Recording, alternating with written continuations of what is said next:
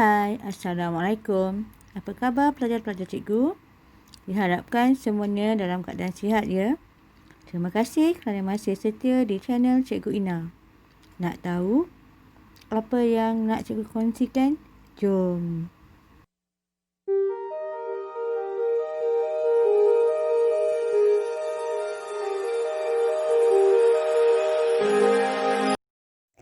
Pada kali ini, cikgu akan kongsikan subtopik perniagaan semester 1 iaitu tahap perniagaan. Tahap perniagaan merujuk kepada perkembangan sesebuah perniagaan. Tahap perniagaan melibatkan beberapa peringkat iaitu peringkat proses, peringkat industri dan peringkat pasaran. Oleh itu, kita lihat dulu peringkat proses. Peringkat proses terdiri daripada 3 tahap iaitu tahap primer, sekunder dan tertier. Primer melibatkan pengekstrakan sumber semula jadi bahan mentah dari perut bumi tanpa mengubah bentuk asalnya. Oleh itu, pada peringkat ini hanya melibatkan bahan mentah yang belum diproses.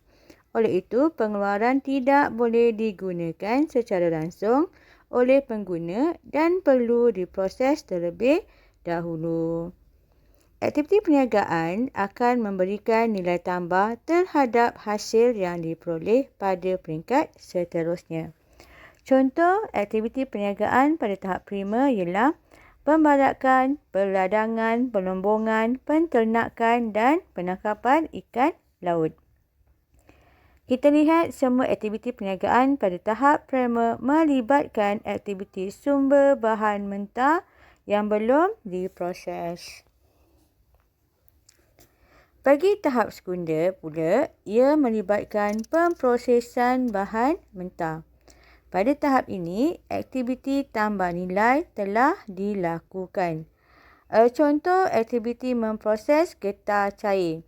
Apa yang dilakukan ialah membekukan getah, mencampurkan bahan asid dan menyalai kepingan getah. Bagi tahap tertier pula, tidak melibatkan pengeluaran tetapi melibatkan produk tidak ketara atau perkhidmatan yang terlibat seperti pengangkutan, telekomunikasi dan juga pasaran. Tahap ini banyak membantu dalam melancarkan aktiviti perniagaan.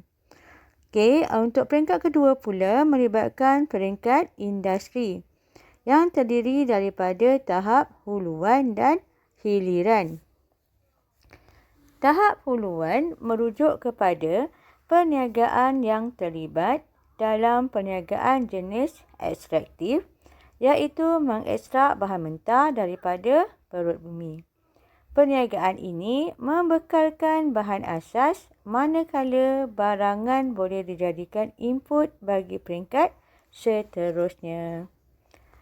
Contoh, ayam mas membekalkan ayam yang telah diproses kepada restoran Kentucky Fried Chicken (KFC) untuk menghasilkan ayam goreng. Ayam mas dianggap sebagai perniagaan huluan jenis perladangan kerana ia membekalkan ayam proses kepada perniagaan lain. Perlu diingat ya pelajar-pelajar, ayam yang dibekalkan dalam tahap huluan ini ialah ayam mentah, bukan ayam hidup. Untuk hiliran pula, ia merupakan aktiviti perniagaan yang berlaku dalam memproses input yang diperoleh daripada perniagaan lain.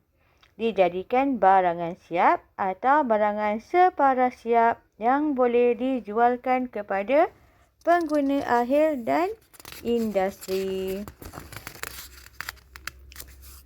Perniagaan hiliran mendapat peluang perniagaan daripada aktiviti yang dijalankan oleh perniagaan huluan. Contohnya, pembekalan bahan mentah. Jika perniagaan huluan tidak wujud, perniagaan hiliran tidak dapat berfungsi. Contoh, KFC tidak dapat menjalankan proses perniagaan ayam goreng jika tidak mendapat bekalan ayam proses daripada ayam mas. Ayam proses bermaksud ayam mentah. Okey, bagi peringkat pasaran pula, ia melibatkan 2 tahap, iaitu tahap domestik dan antarabangsa. Okey, domestik merupakan perniagaan yang menjalankan aktiviti pada peringkat tempatan dengan menggunakan sumber yang terdapat dalam negara dan pasaran produk yang tertumpu dalam negara. Oleh kerana dia domestik, tidak ada cukai asing yang dikenakan. Kerana perniagaan domestik ialah perniagaan tempatan. Okay, untuk tahap domestik, kita perlu tahu sumbangan-sumbangan yang diberikan. Antaranya ialah sumber pendapatan sesebuah negara, iaitu dengan kutipan cukai perniagaan yang dikenakan ke atas perniagaan. Yang kedua, mewujudkan peluang pekerjaan kepada masyarakat setempat. Dengan itu, guna tenaga dapat ditingkatkan dan pengangguran dapat dikurangkan.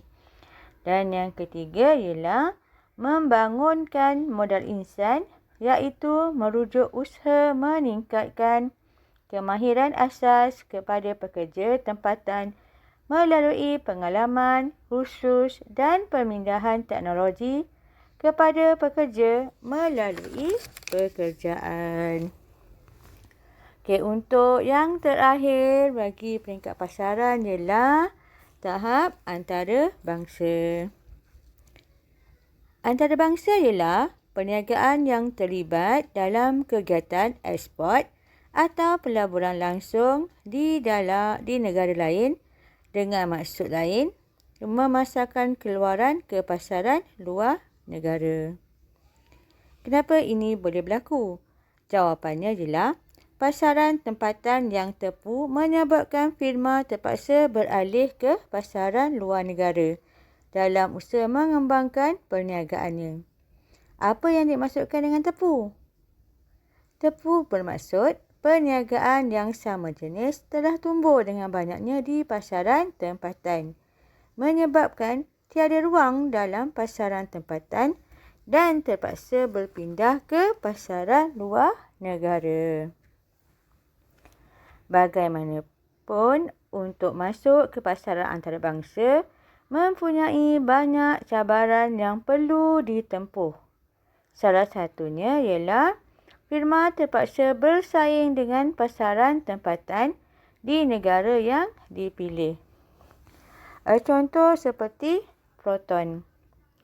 Proton perlu menggunakan strategi pemasaran yang berlainan daripada strategi yang digunakan untuk pasaran tempatan untuk menarik pasaran luar negara berminat dengan Proton.